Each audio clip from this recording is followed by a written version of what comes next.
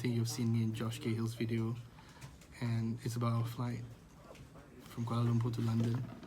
And since he mentioned me and he said I had a terrible experience, I think I give you my view to decide what happened.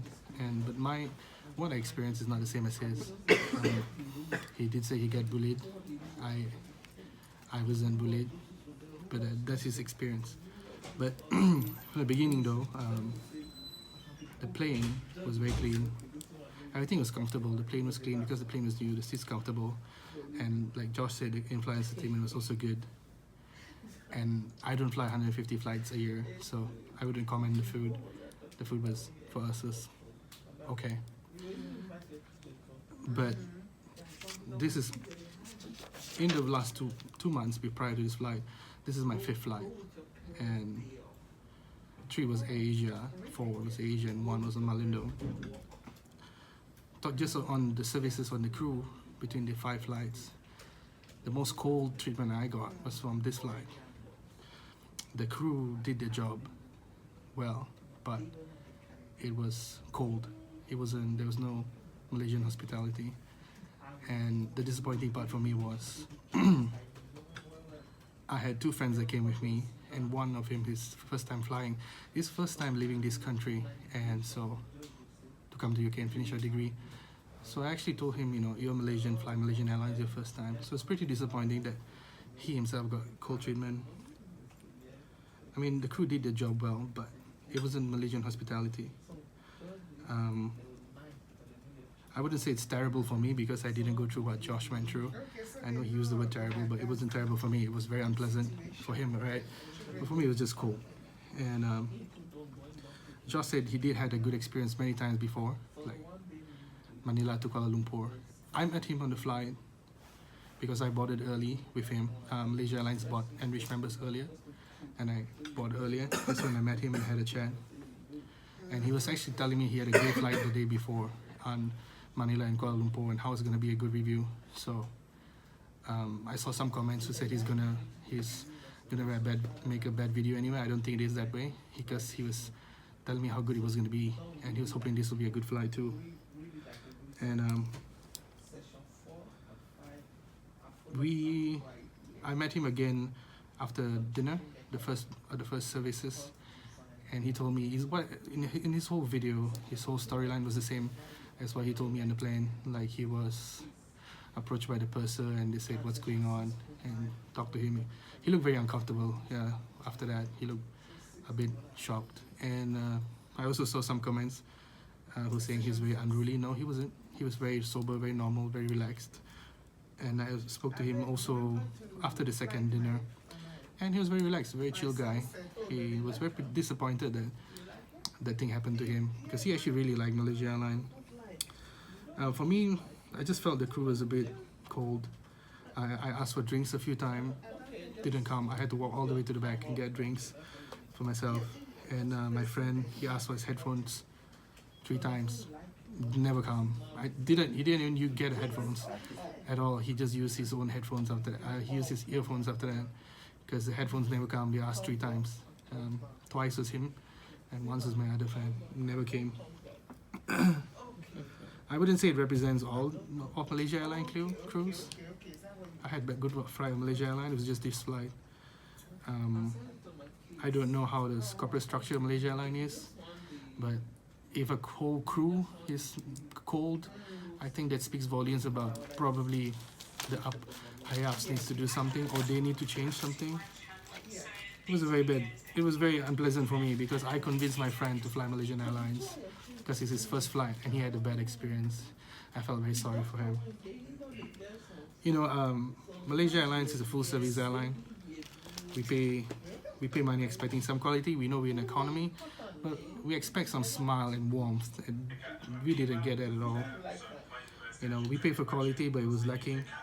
And compared to the AirAsia is a budget airline where you technically don't expect anything, but it's low quality, it's low budget, but it's not low quality. I know a lot of people have different experiences, but my experiences on budget airlines, because I flew Asia about 4 times the last couple months, they were really friendly and very nice.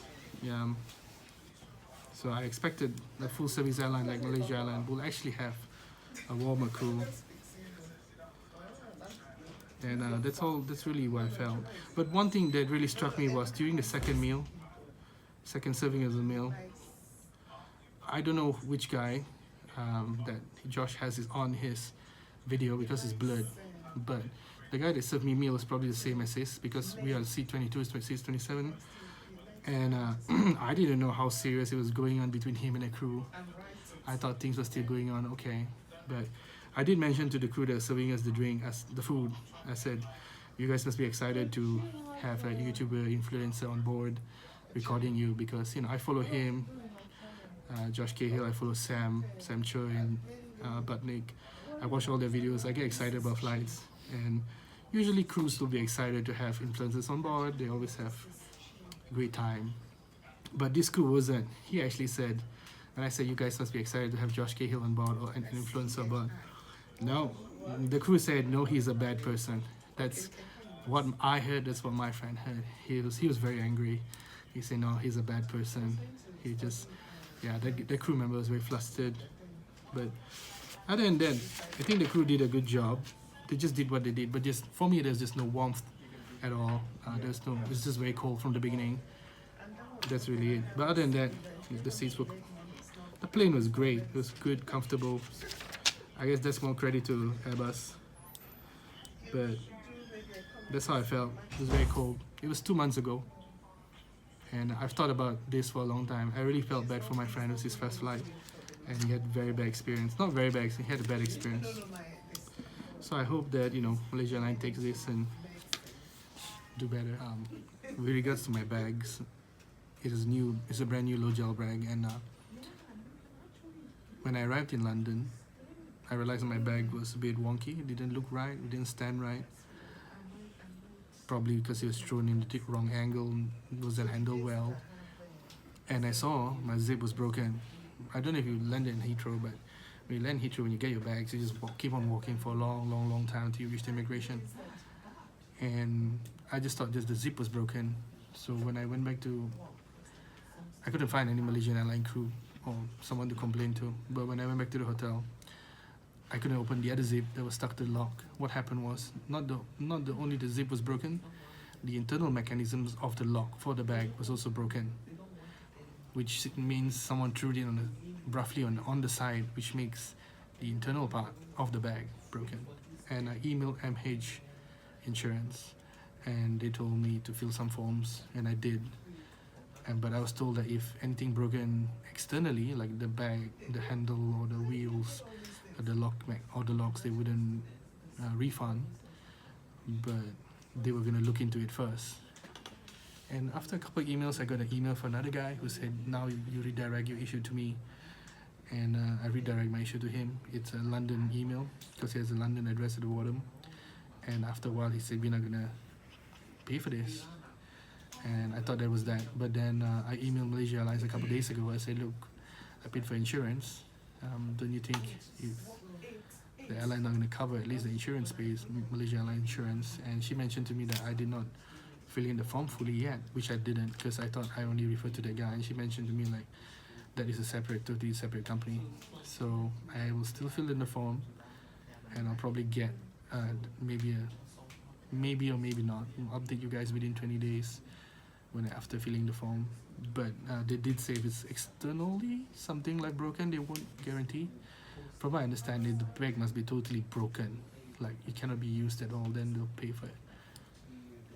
But yeah, we'll figure it out in the next 20 days. But there was some confusion regarding the baggage because the guy emailed me and said I'm gonna handle it from here on, and I thought I'm just gonna have to stop emailing MH Insure. I thought they were the same colleagues, just Malaysia and London, but turns out according to the Malaysian office, it's a totally separate company.